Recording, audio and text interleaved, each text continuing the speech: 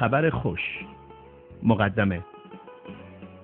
شنونده عزیز، خوش آمدید. امیدواریم در این برنامه با ما اوقات خوبی داشته باشید. در واقع این کلمات بزرگترین کلماتی است که یک نفر میتواند بشنود، چون این کلمات درباره پربهاترین چیز در عالم هستی است. جملاتی درباره رابطه خداوند و انسان، یعنی بین شما و خداوندمان. لزومی ندارد که دفترچه تصاویر را اکنون در دسترس داشته باشید، ولی اگر موجود است کمک خواهد کرد که مطالب را با ما دنبال کنید و روی کلماتی که از ما میشنوید تمرکز کنید. شما هر وقت که بخواهید میتوانید از گوش دادن بایستید تا کمی به خود وقت داده تا بتوانید بر روی پیغام هایی که میشنوید تفکر و تعمق کنید. ترجیحاً بهتر است که پیغام را به طور کامل در یک زمان گوش دهید و سپس بار دوم آن را به طور آهسته تر گوش داده و در قسمت لازم عمیق شده و یا دعا کنید. وقتی یک آهنگ ملایم زیبا را میشنوید، بدین معناست که می توانید به تصویر بعدی بروید. و اکنون بیایید داستان اول را گوش دهیم.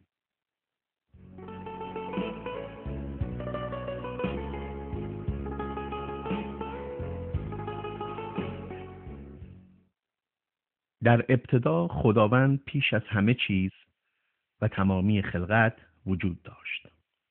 خداوند تمامی کائنات را با کلام خود آفرید و نور در میان تاریکی به وجود آمد. و او خورشید را تا مبدأ روز و ماه را که نشانگر شب باشد آفرید. خداوند نیکو و عادل است و هر چیز را با توانایی خود اداره می کند.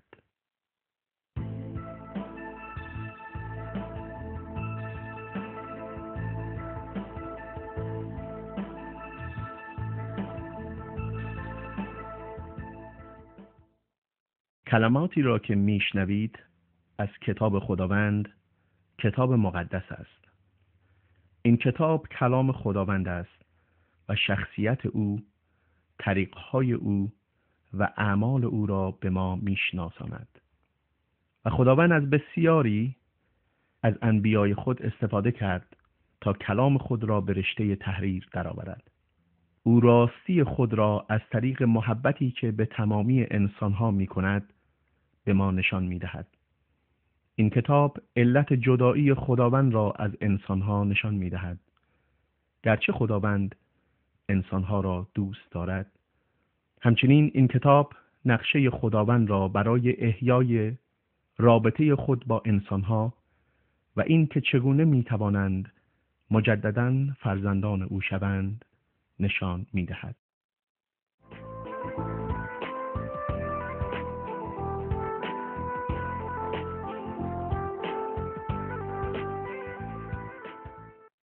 خداوند همه چیز را از طریق کلامی که از زبان خود ادا کرد خلق کرد. او به همه چیز گفت که بشود و همه چیز همانطور که او گفت شد. او با کلام خود کائنات را آفرید و با کلامش دریاها را و به زمین گفت بشود و چنین شد. و بدین طریق تمامی موجودات زنده را خلق کرد، ماهیان دریا و پرندگان در آسمان و تمامی حیوانات روی زمین.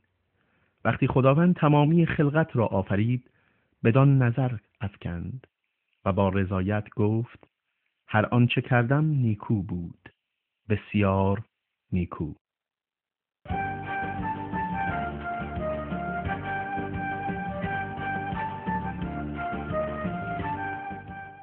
و خداوند اولین انسان را از خاک زمین به شکل خود آفرید و از نفس خود بر او دمید و او را آدم خواند.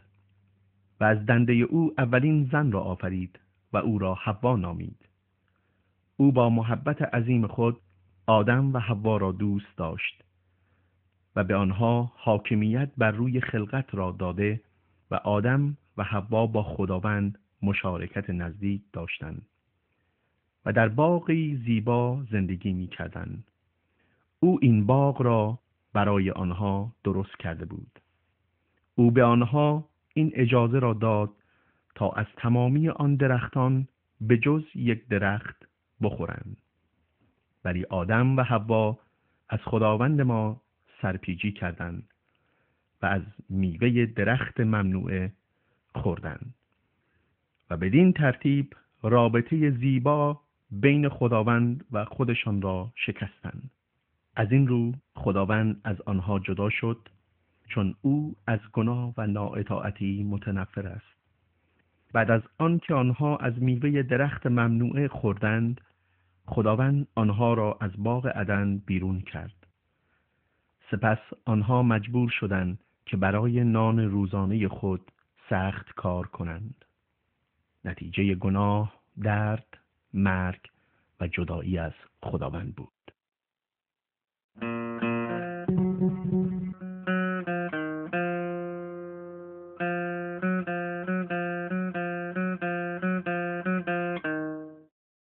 آدم و حوا 2 پسر به دنیا آوردند. آنها را هابیل و قائن نامیدند. قائن نسبت به برادر خود هابیل حسادت می‌کرد. این حسادت منجر به قتل هابیل توسط قائن شد. و خداوند قائن را برای این گناه بزرگ تنبیه کرد. تنبیهی بسیار شدید. و خداوند برای همه انسان‌هایی را که خود آفریده و دوست می‌داشت غمگین شد و برای گناهان آنها درد در دل خود داشت. گناه همان چیزی است که ما را از خدا دور می‌سازد، چون خداوند و گناه نمی‌توانند با یکدیگر زیست کنند و غیر ممکن است شخصی را که در شرارت و گناه زندگی می‌کند بتواند با خدا رابطه صحیح و دوستانه‌ای داشته باشد.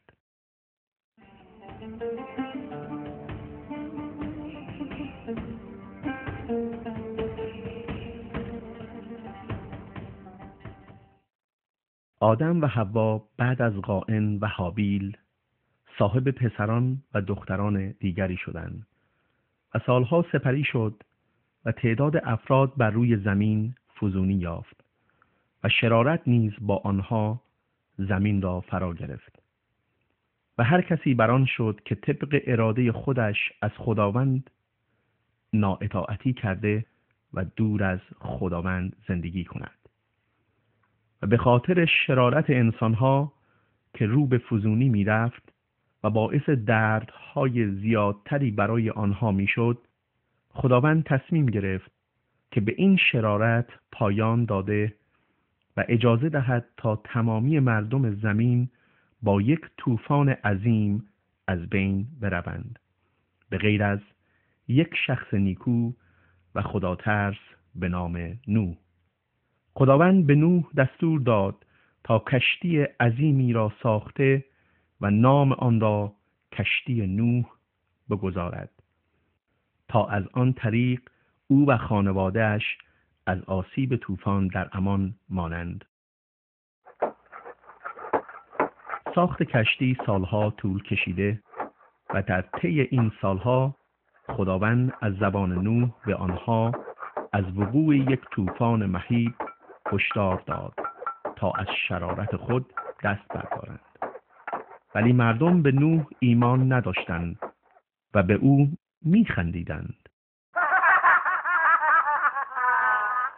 چون آماده نبودند تا از شرارت خود دست بردارند.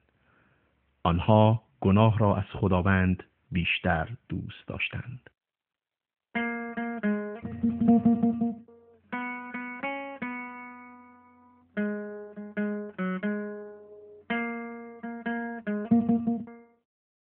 خداوند انواع و اقسام حیوانات را نزد نوح آورد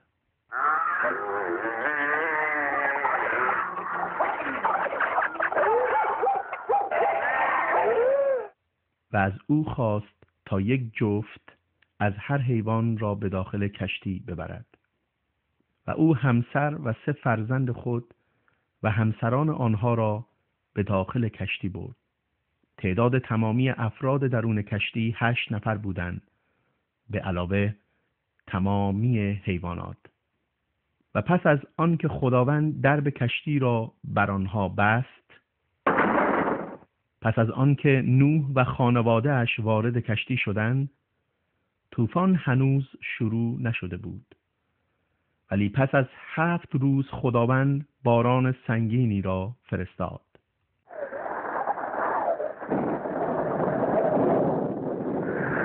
و سیل به مدت 40 روز در سراسر زمین بارید.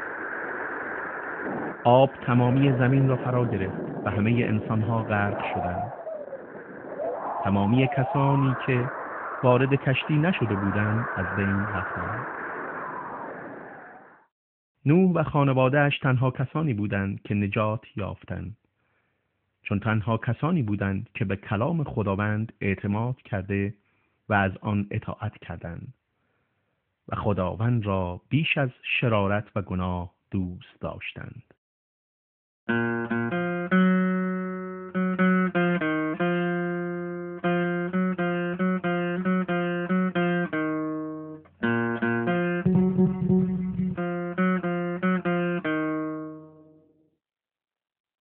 سالها گذشت و نسل نوح قبایل گوناگونی را در بسیاری از نقاط زمین تشکیل دادند و پدر ما ابراهیم در بین این نسل می بود. ابراهیم مردی بود که خداوندمان را دوست داشت و به هر قیمتی از او اطاعت می کرد.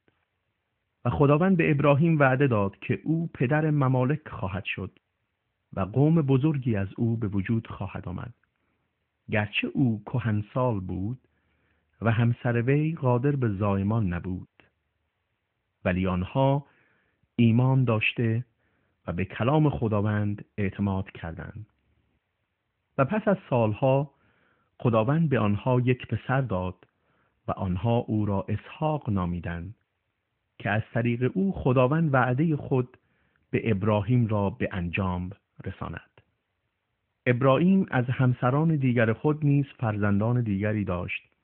در میان این فرزندان اسماعیل بود که پدر اقوام عرب بود. وعده خداوند به ابراهیم چنین بود که او اسماعیل را برکت خواهد داد، ولی کارهای ویژه بزرگی را از طریق پسر او اسحاق که معجزه آسا به دنیا آمده بود در خلقت خود خواهد کرد.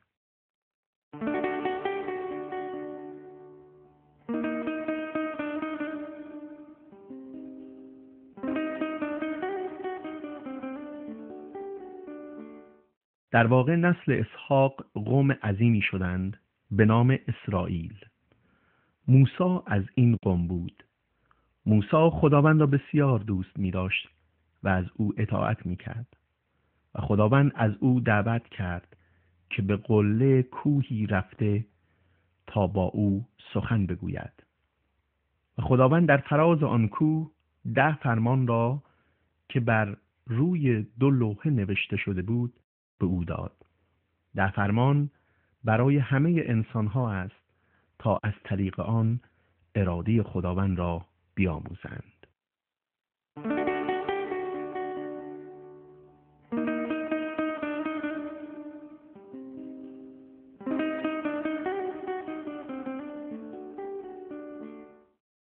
فرامینی را که خداوند به موسی داد، فرامینی بودند از سوی خداوند برای منفعت تمام انسانها و به آنها یاد می‌داد تا خداوندمان را دوست داشته و فقط از او اطاعت کنند و هیچ خدای دیگری را پرستش نکنند، مثل قوم‌های دیگر برای خود بت‌هایی نسازند و آنها را پرستش نکنند.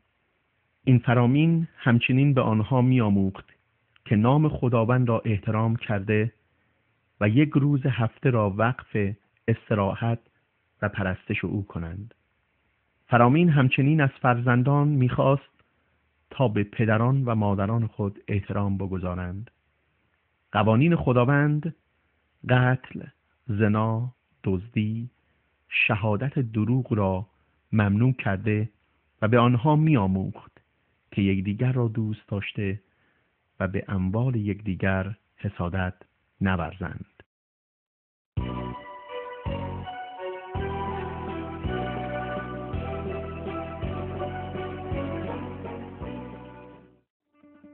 و خداوندمان طریقی را برای جبران گناه به انسان آموخت. هر کسی که یکی از فرامین را بشکند، فرامینی که خداوند به موسی داده بود، لازم بود تا به عنوان غرامت نزد خداوند یک حیوان، به طور مثال یک بره، قربانی شود. و این بره گناه را از انسان برداشته و جریمه آن گناه می شود. و شخص اعتراف کرده و به گناه خود اقرار می کرد و سپس دست خود را بر روی بره گذارده که نشانگر انتقال گناه از او به بره بود. از این رو شخص به خاطر می سپرد که جریمه گناه مرگ است. بره تصویر و سمبل یک قربانی بزرگتر بود که خداوند خود مایل بود جهت برداشتن گناه به تمامی انسانها هدیه کند. او شرارت آنها را برداشته و رابطه خود را با آنها به محبت اولین برمیگرداند، به شرط آنکه انسانها آن را پذیرفته و به آن ایمان آورند. این از آغاز نقشه خداوند بود که عیسی مسیح را به جهان فرستاده تا قربانی کامل شود. قربانی که قادر به بخشش گناهان تمامی انسانها در تمام قرون و اعصار شود. و خداوند این کلمات را از زبان بسیاری از پیامبران در تورات تا آخرین پیامبر که در زمان خود مسیح زندگی می‌کرد بیان کرد. او یحیای تعمید دهنده بود که به مسیح اشاره کرد و گفت این بره خداوند است که گناه جهانیان را برمی‌دارد.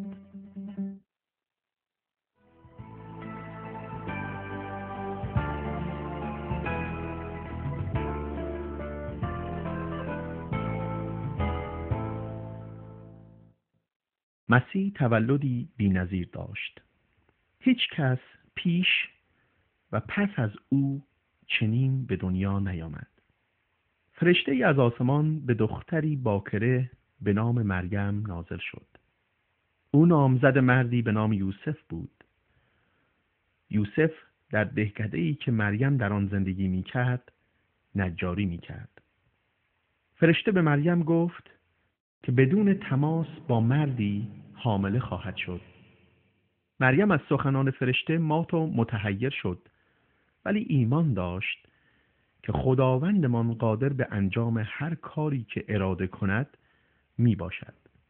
همانطوری که زمین و آسمانها را با کلام خود به وجود آورد، قادر است که او را بدون لمس یک مرد حامله کند.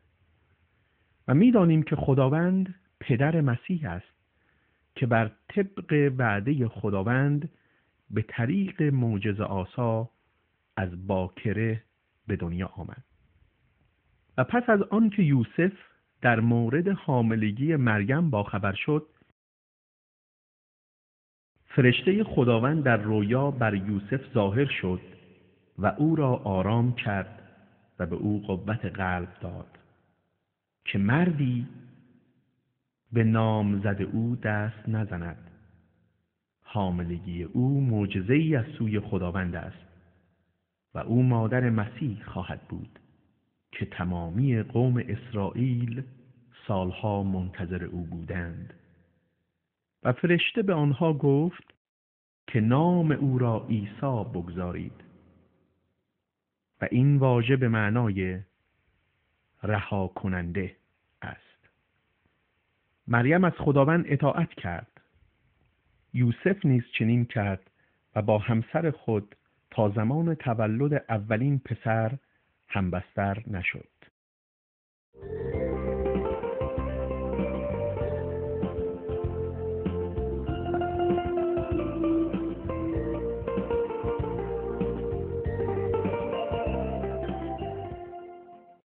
در آن ایام فرمانی از قیصر روم صادر شد مبنی بر این که اهالی هر استان باید به محل زادگاه خود برگشته تا سرشماری شوند.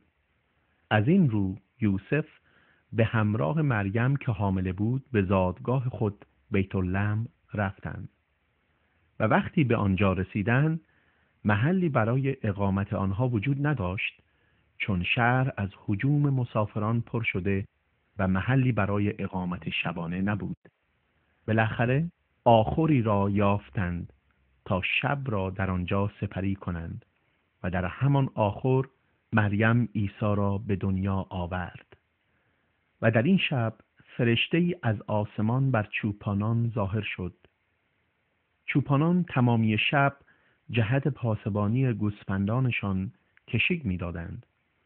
فرشته به چوپانان گفت که فرزندی در این شب متولد شده است و این مولود نجات دهنده‌ای است که خداوند نزد جهانیان فرستاده است.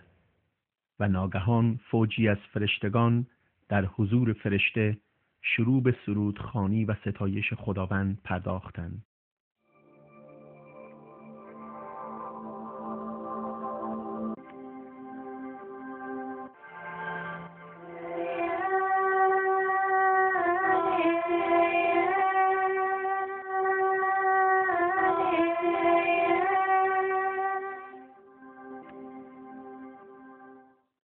و از این رو این چوپانان رفته و شادی کنان و در حیرت فراوان به محلی که فرشته به آنها گفته بود رفتند تا طفل موعود را ببینند و شروع به پخش این خبر خوش به تمامی مردم کردند.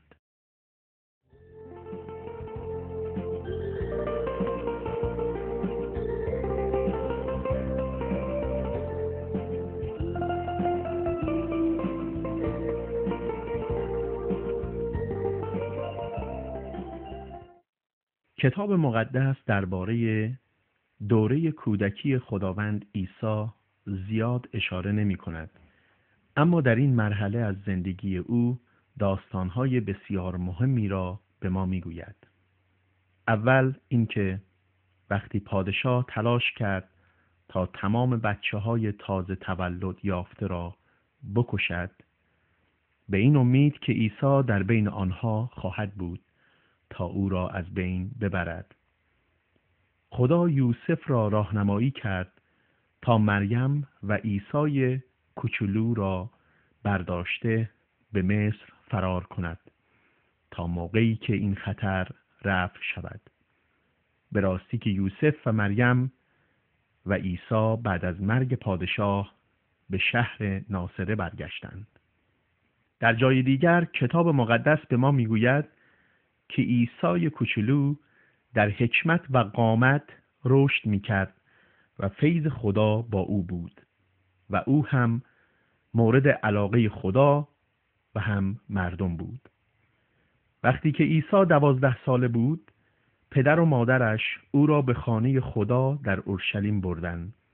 در آنجا عیسی 12 ساله درباره مسائل الهی با معلمین شریعت و رهبران روحانی قوم اسرائیل درباره مسائل الهی گفتگو می‌کرد. عیسی با حکمت فراوانی که بیشتر از سنش بود به آنها پاسخ می‌داد و همه آنها از دانش و فهم عیسی در حیرت بودند. وقتی که عیسی 30 ساله شد، شروع به تعلیم دادن مردم درباره خدا کرد و او در میان تمام مردم معلم معروفی شد.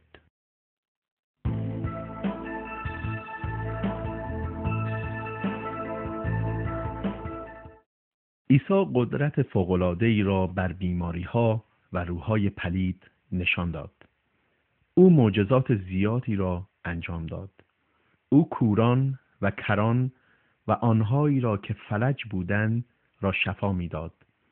او روح‌های پلید را بیرون می‌کرد، مردگان را زنده می‌کرد و بر روی آب دریای طوفانی راه می‌رفت، همچون آدمی که بر روی فرش یا قالی راه می‌رود. او هزاران نفر را فقط با 5 نان و 2 ماهی غذا داد و سیر کرد. تمام اینها انجام شد تا مردم بدانند که او از طرف خدا آمده و خدا قدرت انجام دادن همه چیز را به او سپرده است. عیسی همیشه به هر چیز می گفت بشود و همانطور هم می شد. درست همانطور که خدا انجام می داد. هیچ چیز و یا کاری نبود که عیسی نتواند انجام بدهد. همه چیز که او انجام می داد خوب، عالی و بسیار خوب بود.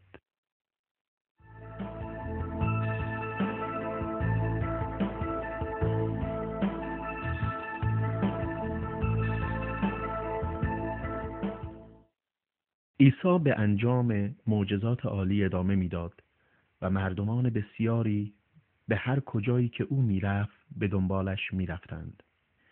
عیسی به خاطر فروتنی، مهربانی و محبتش نسبت به مردم بود که مردم او را دوست می‌داشتند.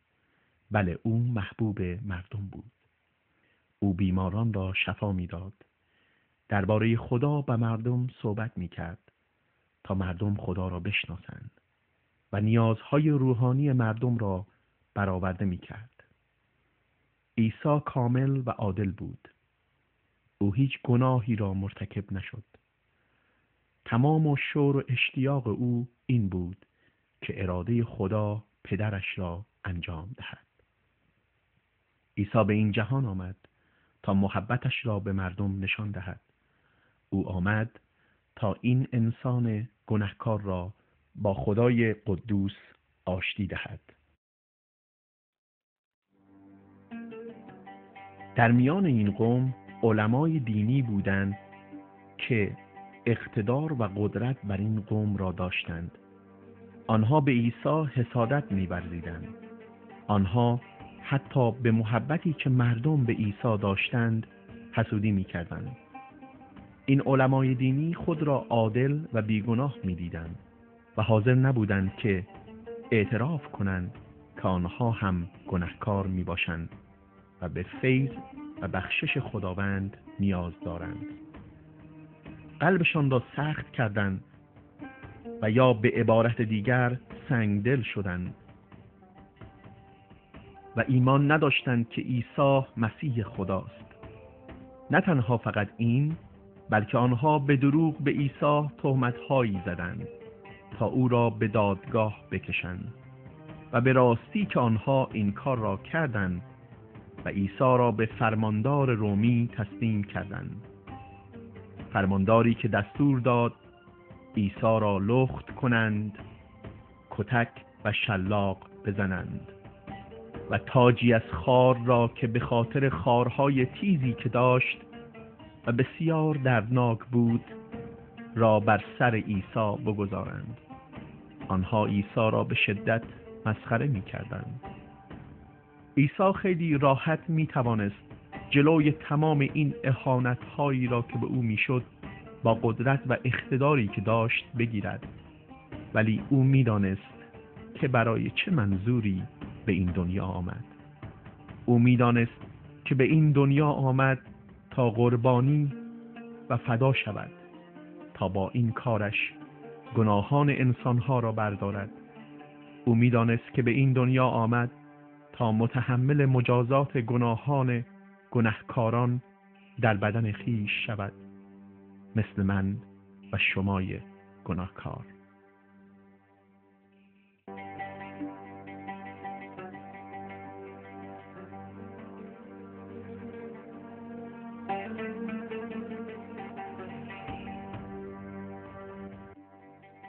سربازان عیسی را بردند و او را بر روی یک صلیب چوبی دست و پاهایش را میخ زدند و بعد آنها صلیب را بلند کردند و عیسی بر روی صلیب آویخته بود.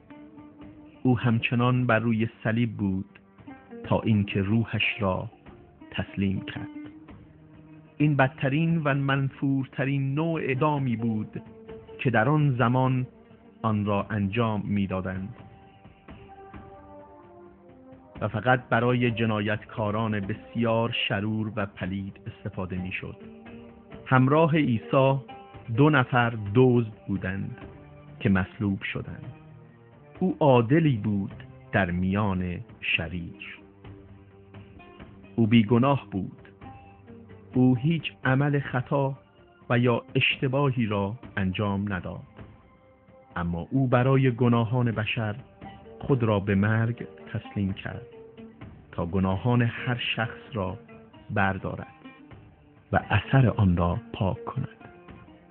شخصی که بخواهد و حاضر باشد که توبه کند و از راه بد خود برگردد و عیسی را به عنوان قربانی کفاره به گناهان خود قبول کند. عیسی خودش را به عنوان قربانی کامل داد و فدا کرد. او مزد کامل گناهان را برای تمام انسانها پرداخت. به این صورت خدا اعلام کرد که دیگر روش قربانی کردن برای گناهان خاتمه یافت و به پایان رسید. عیسی قربانی کامل بوده و تمام قربانی ها را پایان داد.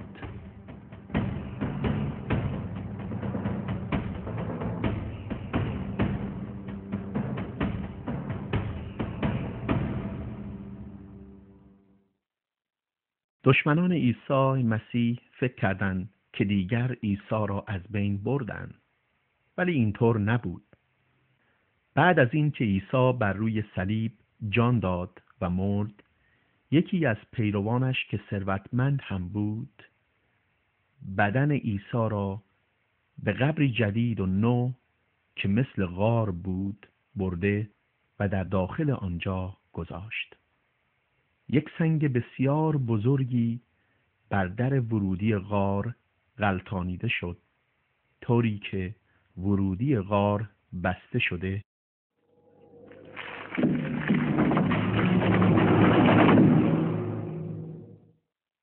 و مراقبت شدیدی از غار میشد.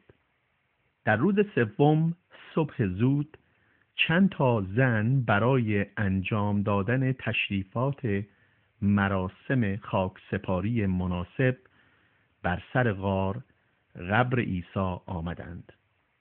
آنها به شدت مات و مبهوت شده بودند وقتی که دیدند آن سنگ بزرگ غلطانیده شد و مقبره را، یعنی داخل غار را، خالی دیدند. آنها متعجب بودند و حتی بیشتر از این وقتی که 2 فرشته را دیدند، فرشتگانی که به آنها گفتند عیسی زنده شد و از مرگ برخاست و قیام کرد.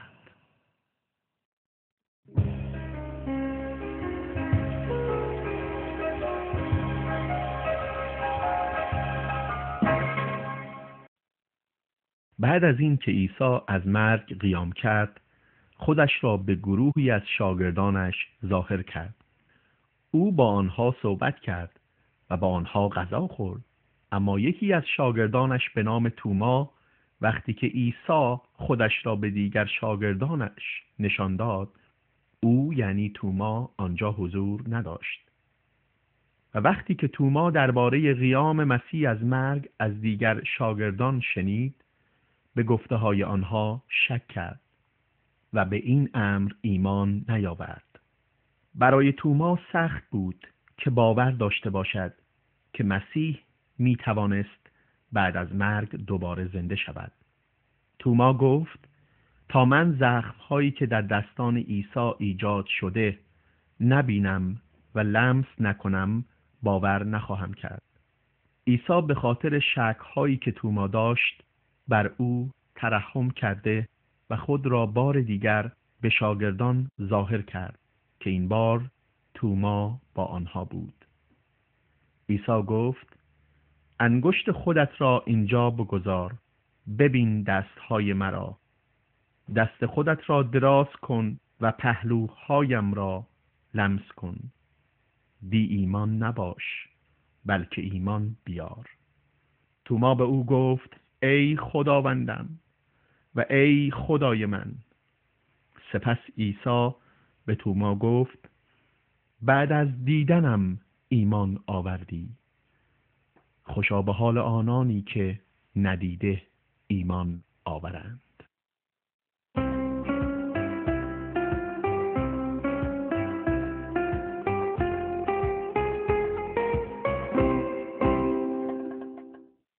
به مدت 40 روز عیسی مسیح خودش را همواره به شاگردان و دیگران ظاهر می کرد.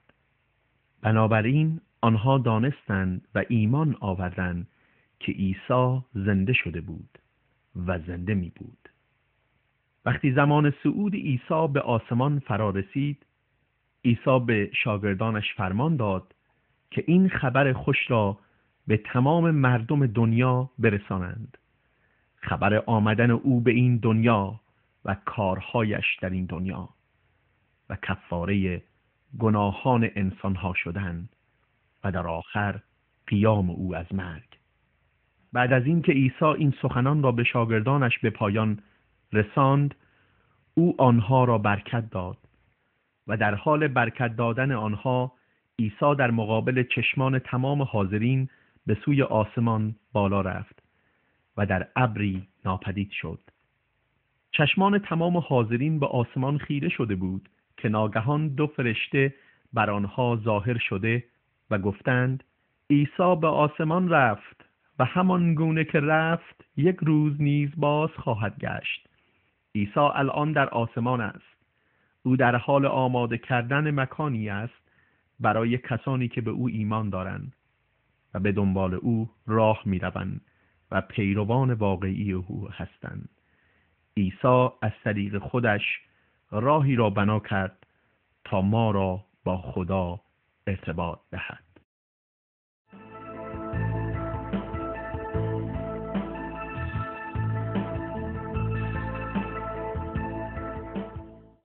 چرا عیسی بر روی صلیب مرد؟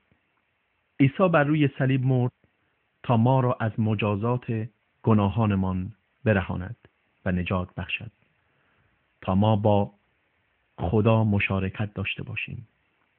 مسیح عادل و بیگناه گناهان ما را متحمل شد و وقتی که ما به مسیح ایمان می‌آوریم و توبه می‌کنیم، خدا گناهان ما را می‌بخشد و به ما قدرت و اقتدار عطا می‌کند تا بر گناه غلبه یابیم.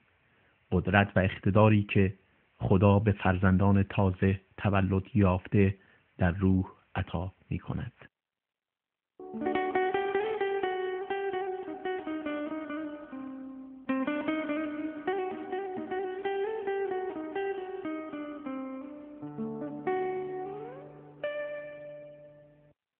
در مدتی که عیسی مسیح بر روی زمین زندگی می‌کرد، حکایت‌هایی را برایمان بیان کرد تا نشان دهد که زندگی با خدا به چه معنا می‌باشد.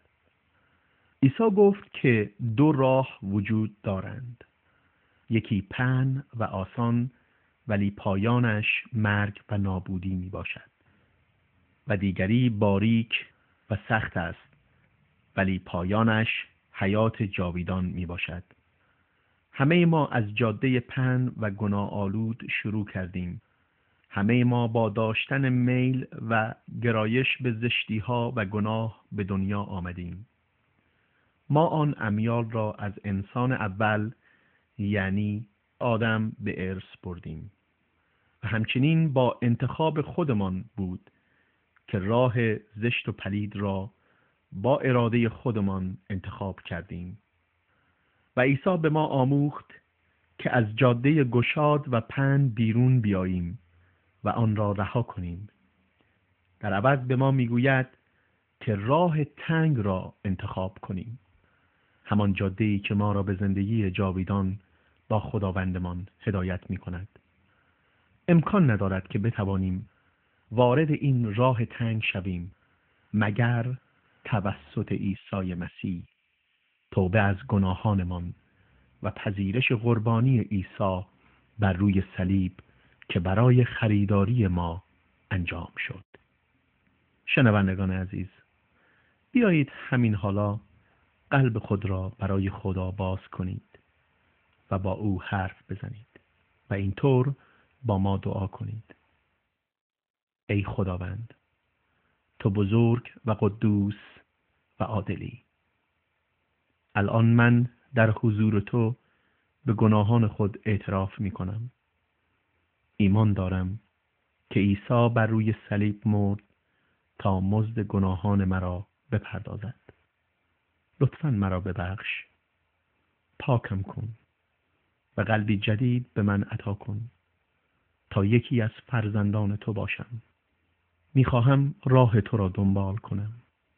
میخواهم بر روی این زمین در حضور تو زندگی کنم و میخواهم زندگی کاملی را در بهشت با تو داشته باشم.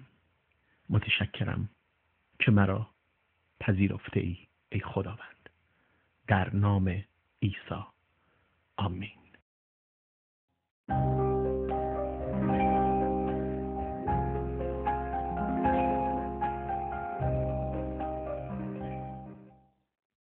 مسیح خوش آمد میگوید به تمام کسانی که به سوی او میآیند، کسانی که به او ایمان میآورند، از هر قوم، ملت، زبان و مذهب. مسیح قادر است که آنها را پسران و دختران خدا بگرداند، برخلاف فرق‌های بزرگشان در زبان و سنت‌ها. همه آنها در مسیح یک خانواده را تشکیل می‌دهند.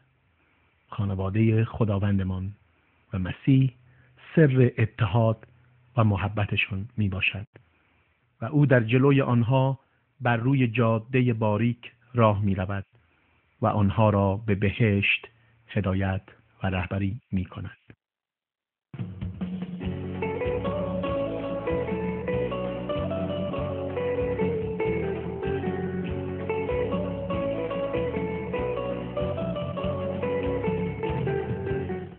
در یکی از شبها یکی از علمای مذهبی به نام نیقودیموس به حضور عیسی آمد تا با عیسی صحبت کند.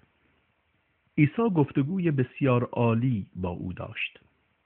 عیسی به نیقودیموس گفت: اگر می‌خواهی که جزو خانواده خدا باشی، باید تولد تازه پیدا کنی. همانطوری که از پدر و مادر خود متولد شده و وارد خانواده زمینی خود می‌شوید، به همون صورت تولد جدید روحانی ما را وارد خانواده خدا می‌کند. تولد اول جسمانی میباشد و تولد دوم تولد روحانی. ما نمیتوانیم خودمان را تغییر دهیم، ولی خدا میتواند این کار را در ما بکند. روح خدا یعنی روح القدس به ما موقعی این تولد جدید روحانی را میدهد که ایمان میآوریم و توبه میکنیم و تصمیم میگیریم که زندگی کاملا جدیدی را با مسیح شروع کنیم.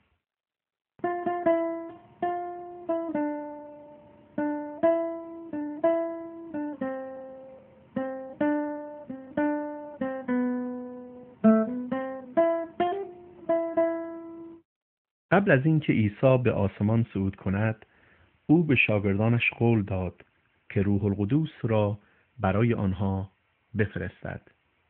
شاگردان در اورشلیم بودند و آنها روزانه جمع شده با هماهنگی و اتحاد در جسم و جان به دعا مشغول بودند. تقریباً 10 روز بعد از صعود عیسی به آسمان، یعنی 50 روز بعد از قیام او، ناگهان صدایی شبیه صدای وزش باد از آسمان آمد و خانه‌ای را که در آن ایمانداران جمع بودند پر کرد. تمام شاگردان از روح القدس پر گشته و شروع کردند به زبانها صحبت کردند.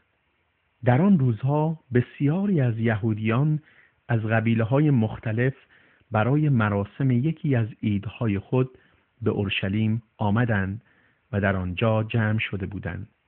و وقتی که شنیدند که شاگردان درباره عیسی و کارهای بزرگش صحبت می‌کنند و حال اینکه به زبانهای محلی آنها صحبت می‌کنند، بسیار متعجب گشته و بسیاری از آنها پیغامی را که شاگردان عیسی موعظه می‌کردند را پذیرفتند و ایمان آوردند. به خاطر اینکه روح قدوس خدا قدرتمند و واقعی و ثمربخش است و زندگی می‌کند در قلب هر کسی که پیغام عیسی را می‌پذیرد و به او ایمان می‌آورد، یعنی ایمان واقعی. آن وقت است که روح القدس به آن شخص قدرت و قوت می‌بخشد تا با جان و دل عیسی را دوست بدارد و او را پیروی کند.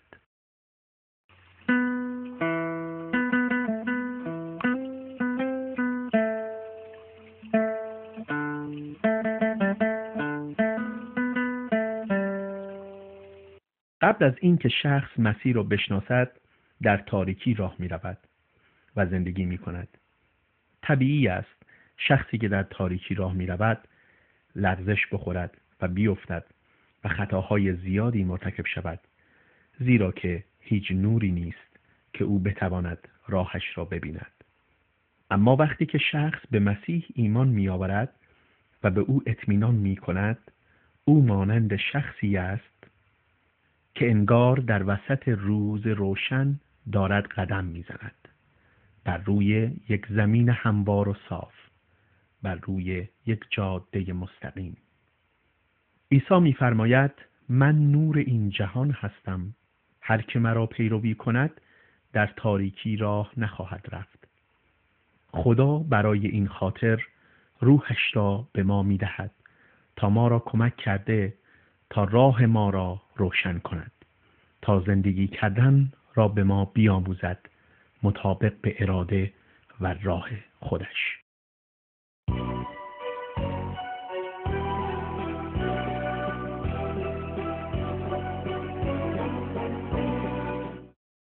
یک ایماندار یک شخص کاملا جدیدی می باشد.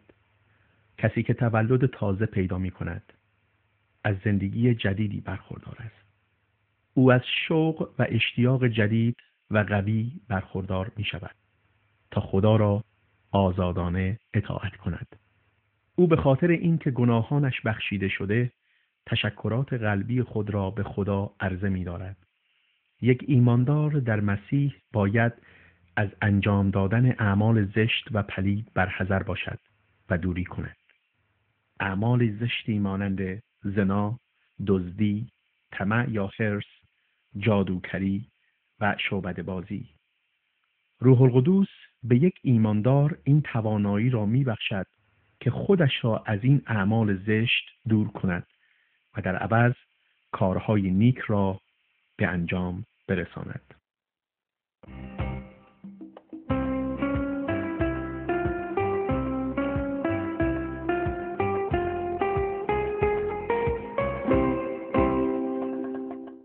اگر وقتی که یک خانواده مسیحی طبق خواست و اراده خدا زندگی می کنند، آن وقت است که زن و شوهر همدیگر را با صمیم قلب دوست می دارند و محبت می کنند و همینطور همسر به شوهر خود عشق ورزیده او را محبت و احترام می کند، چون که این فرمان خدا می باشد.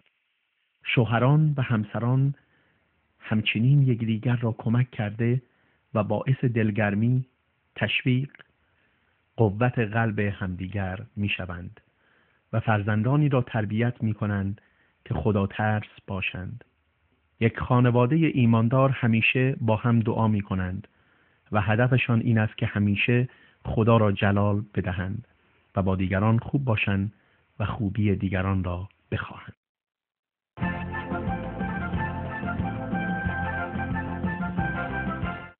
عیسی به پیروان خود تعلیم می دهد که آنها باید تمام مردم را دوست بدارند، حتی دشمنانشان را. اشخاصی که در نیاز هستند کمک کنند، حتی آنهایی که از لحاظ ایمان یا سنت زندگی و یا از لحاظ زبان با آنها فرق دارند. برای این منظور عیسی برای پیروان خود این حکایت را توضیح می دهد.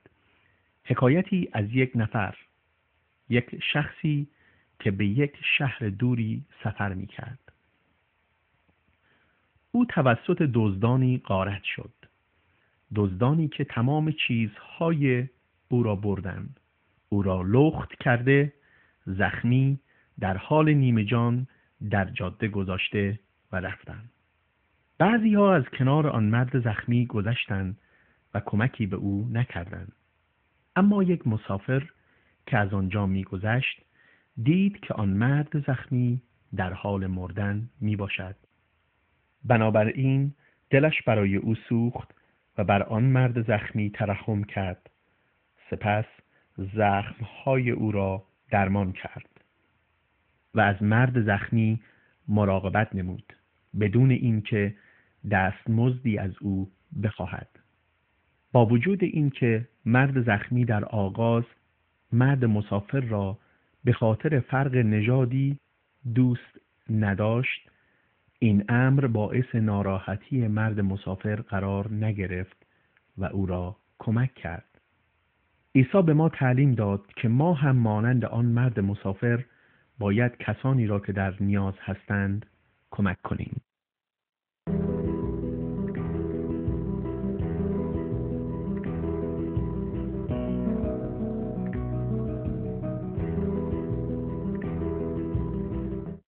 بعضی مردم خود را گرفتار فعالیت‌های جادوگری کرده و با روح‌های پلید ارتباط برقرار می‌کنند. و بعضی مردم به قدرت روحانی بیگانه باور دارند که از طریق آن تلاش می‌کنند آینده را بدانند. با احضار این ارواح و یا خواندن کف دست انسان و یا خواندن ورقه بازی و دیگر چیزها. اما وقتی که آنها به طرف عیسی مسیح میآیند و از او میخواهند که وارد قلبشان شود و زندگیشان را تغییر دهد، آنها باید توبه کرده و از آن کارها دست بکشند. ما نباید از شیطان و یا از ارواح پلید ترسی داشته باشیم، زیرا خدایی که از طریق روح قدوسش در ما زندگی می کند چه بسا قوی تر از شیطان و تمام ارواح پلید و شرور است. ما باید از شر هر چیزی که ما را با شیطان و این ارواح شریر ارتباط می دهد خلاص شویم. ما نباید از شیطان و ارواحش کمک بخواهیم، بلکه فقط از خدا، زیرا خدا پدر ماست و او یاری دهنده و محافظ ماست.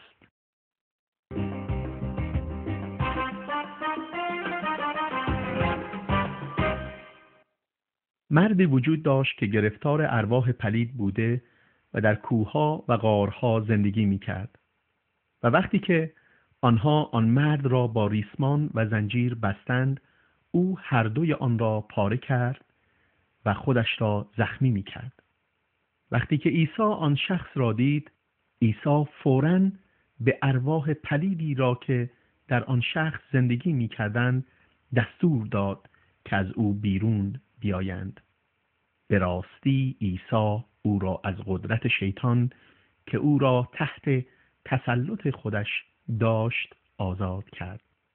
و بعد آن مرد رفت و به همه اعلام کرد که چطور عیسی بر او رحم کرد و او را از آن بند آزاد کرد. عیسی بر تمام موجودات و ارواح قدرت و اقتدار دارد و قادر است که آزاد بکند و نجات دهد تمام جانهایی را که گرفتار هر بردگی و بندگی می باشند. اگر احساس می کنید که ارواح شریر می خواهند شما را باز دارند تا با عیسی مسیح وارد یک دوستی و مشارکت نشوید، در این صورت از آن اشخاصی که ایماندار هستند و عیسی را می شناسند سوال کنید تا برای شما دعا کنند و در نام پرقدرت عیسی بخواهید که از این زندان ارواح پلید آزاد بشوید.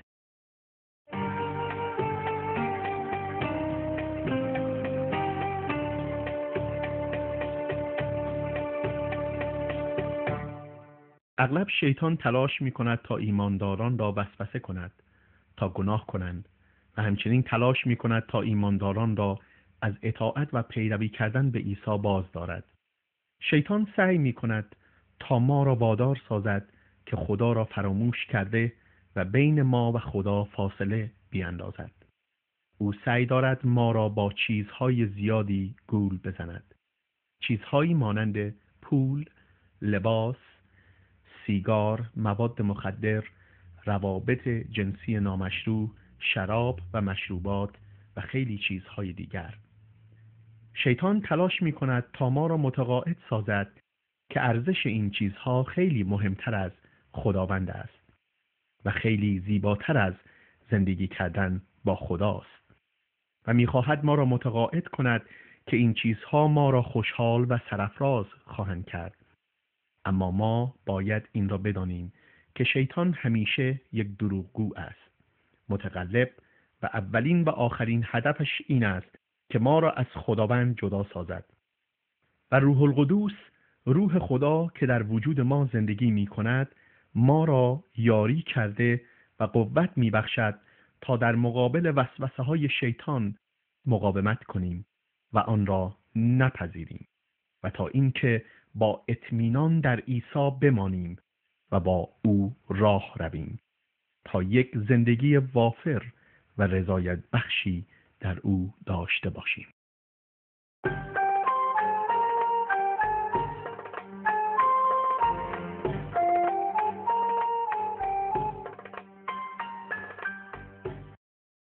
عیسی به شاگردانش و به ما این داستان را گفته و میگوید: یک مرد جوانی بود که تصمیم گرفت خانه پدرش را ترک کرده و خودش را به انواع اعمال زشت و پلید گرفتار سازد.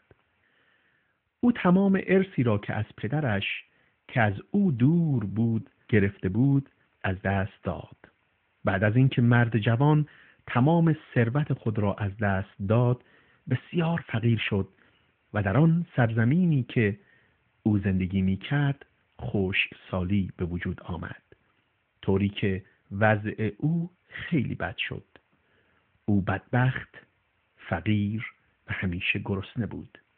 او در میان یک عده از انسانهای گرسنه زندگی می کرد تا این که یک روز او به خود آمد و از گناهان و شرارت خودش ابراز پشیمانی کرد و تصمیم گرفت به خانه پدرش برگردد و از پدرش طلب بخشش کند. به راستی که او به خانه پدرش برگشت، او پی نبرد و نمیفهمید که چقدر پدرش او را دوست می داشت. او از اینکه پدرش او را به همان صورتی که بود پذیرفته بود و او را دوباره به خانه راه داد، افتخار و احترام از دست رفته را دوباره به او بازگردان، در تعجب می بود. این داستان به ما می آموزد که اگر ما گناه کنیم باید بیدار شده و احساس تأسف داشته و ابراز پشیمانی از گناهانمان را نشان بدهیم و ما باید با توبه واقعی به سوی خدا بازگردیم و خدا ما را به خاطر محبت عظیم خود میپذیرد و ما را به خاطر قربانی که عیسی بر صلیب انجام داد و خونی که در راه ما ریخت ما را میبخشد و ما را به خانواده بزرگش دعوت کرده و به ما خوش آمد میگوید.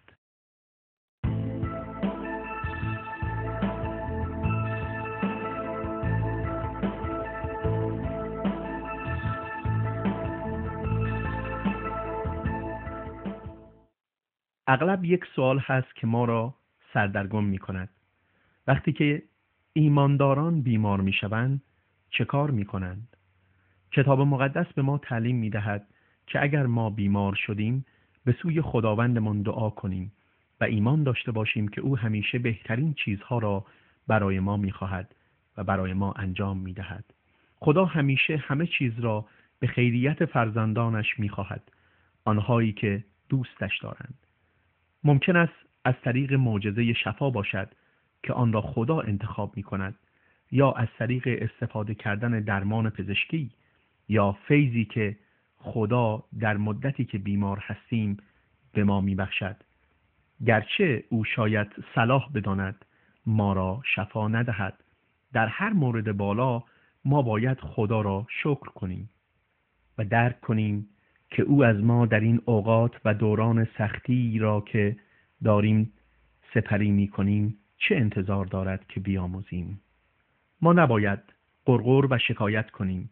در عوض باید از آرامش خدا لذت ببریم که قادر می باشد درک و فهم و شعور ما را تبدیل کند.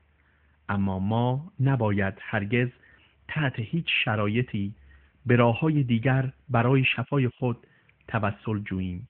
راه‌هایی مانند جادوگری، زیرا که این راه ایمانی که خدا می‌فرماید نیست.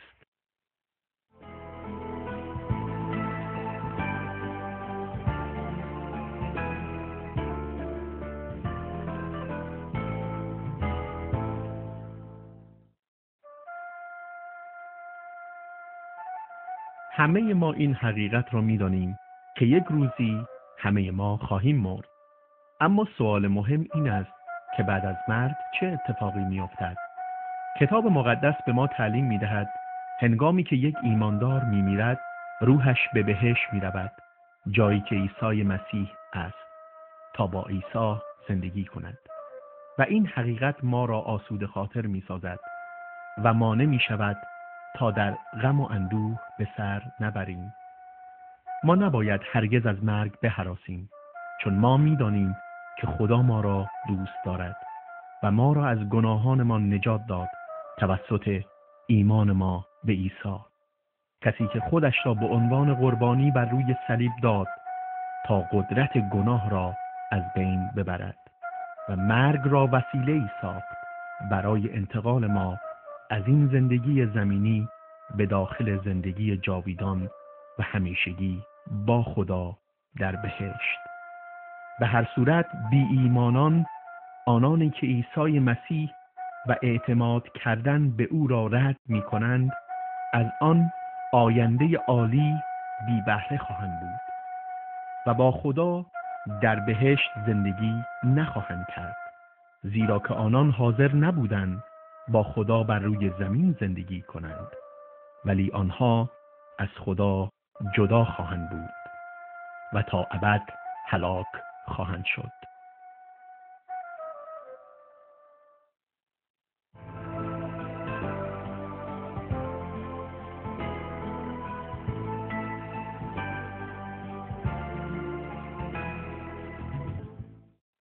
هر عضو بدن کار خاص خودش را می کند.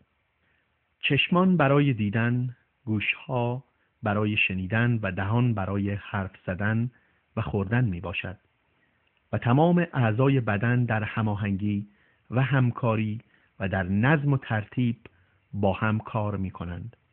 اگر یک عضو بیمار شود و یا صدمه ببیند، متوجه می شویم که تمام اعضای بدن برای آن عضو رنج می کشند. خدا به ما می گوید که ایمانداران مانند اعضای بدن می باشند که آن را کلیسا می نامیم. کلیسا به معنای ساختمان و یا مکان نیست. کلیسا یک گروهی از ایمانداران می باشند که زندگی کردن با خداوند را انتخاب کرده و مطیع خداوند شده و همدیگر را دوست می دارند. و مسیح سر این بدن است، کسی که هدایت و محافظت می کند.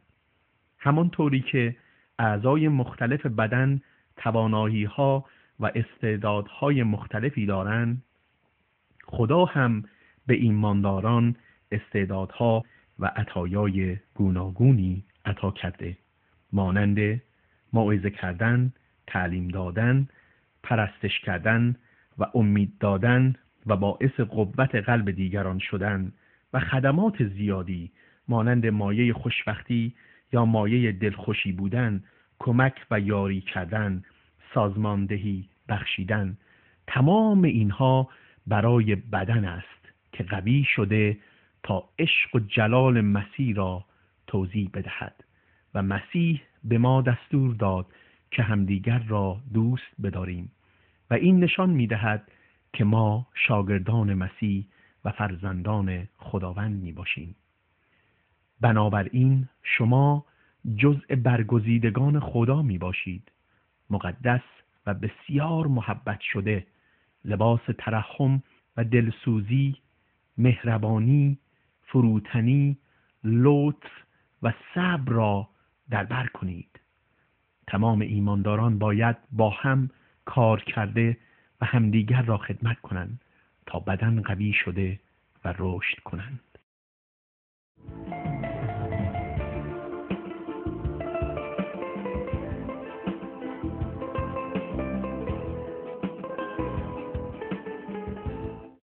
خیلی خوب است که ایمانداران با هم به طور مرتب جمع شوند و خداوند را پرستش کنند. در طول مدت که در یک جا جمع می شوند، آنان از کتاب مقدس تعلیم می گیرند، برای خداوند سرود می خوانند، خداوند را جلال می دهند با شکرگزاری و دعا و با دادن هدایا تا کار خدا رشد کرده. همچنین اینکه انجیل یعنی خبر خوش به گوش تمام مردم میرسد.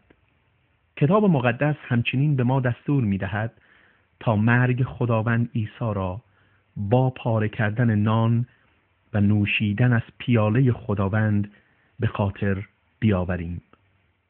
نان بدن مسیح را به خاطر ما میآورد که به عنوان قربانی بر روی صلیب برای ما فدا شد. پیاله نوشیدنی خون مسیح را به خاطر ما میآورد که بر روی صلیب ریخته شد تا ما را از گناهان ما پاک سازد. بدین ترتیب با انجام آن ما مرگ خداوند و قیامش را تا آمدن مجدد او به خاطر می سپاریم.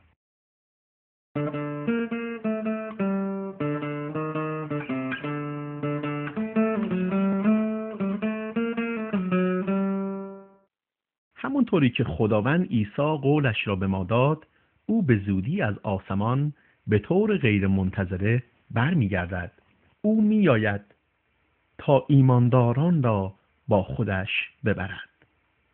و خداوند عیسی تمام ایماندارانی را که قبلا مرده‌اند برمیخیزاند، طوری که قبرشان خالی خواهد شد و ایماندارانی که هنوز زنده اند به آسمان ربوده شده تا خداوند را با دیگران بر روی ابرها ملاقات کنند و ما با او تا ابد در جلالش خواهیم ماند. اما آنانی را که به مسیح ایمان نیاوردند، خداوند آنان را به حال خودشان رها کرده تا با داوری خطرناک خدا روبرو بشوند. ما نمیدانیم که عیسی چه وقت می آید. بنابراین ما باید در تمام وقت آماده و منتظر آمدنش باشیم.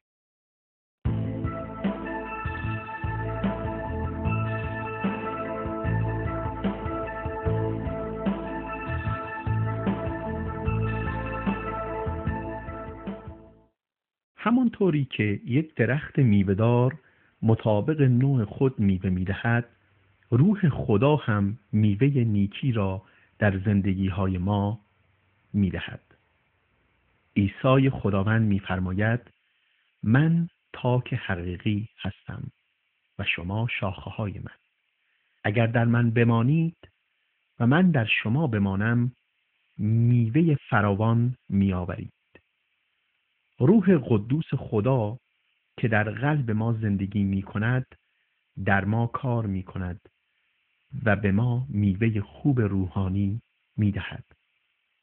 ثمره او در ما اینها می باشند: محبت، شادی، آرامش، بردباری، مهربانی، نیکوکاری، وفاداری، فروتنی، خویشتن‌داری و ایمان.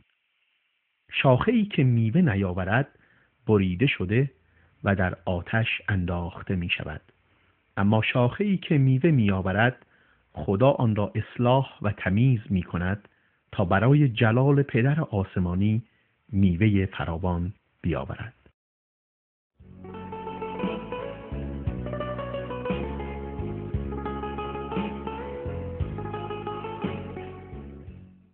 خداوند عیسی به شاگردان و دیگر پیروان خود تعلیم می‌دهد که آنها باید به سوی همه بروند و این خبر خوش انجیل را با آنها در میان بگذارند. خبر خوشی که به آنها میگوید در آن نجات است، نجات از گناه و از مجازات ابدی. خیلی از مردم سوال میکنند که ایمان مسیحی چیست؟ مسیحیان به چه چیز ایمان دارند؟ چرا آنها با دیگر مردمان فرق دارند؟ چرا رفتارشان فرق دارد و انگیزه هایشان چیست؟ ایمانداران باید آماده باشند تا به این سوالات جواب بدهند. طرز زندگی کردن و طرز صحبت کردن ایمانداران شهادتی میتواند باشد تا فیض خداوند را به دیگران نشان بدهند. اگر شما یک ایماندار مسیحی هستید، باید به دیگران کمک کنید تا آنها انجیل خوشایند و دلپذیر مسیح و فیضش را بفهمند و درک کنند. روح قدوس خدا به ما حکمت و شهامت می‌دهد تا مسیح را با شهادت دادن درباره‌اش در زندگی جدیدی که با خدا داریم پیروی کنیم.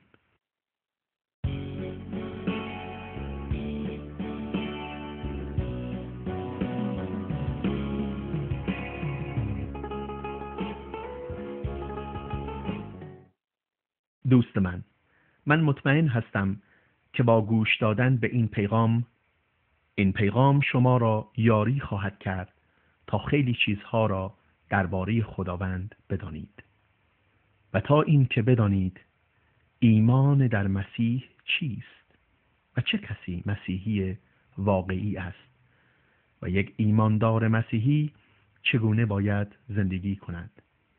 شما می توانید این پیغام را بیشتر از یک بار گوش دهید و من مطمئن هستم که شما این کار را خواهید کرد. شما همچنین می توانید از گوش دادن به این پیغام بایستید و درباره لغات مهمی که شنیده اید تفکر و تعمق کنید. از خودتون بپرسید: آیا من با خداوند راه می روم یا در این دنیا به تنهایی با خود راه می روم؟ آیا من واقعاً به قربانی که عیسی بر روی صلیب برای من داد و خونش که برای تمام مردم ریخته شد را پذیرفتم؟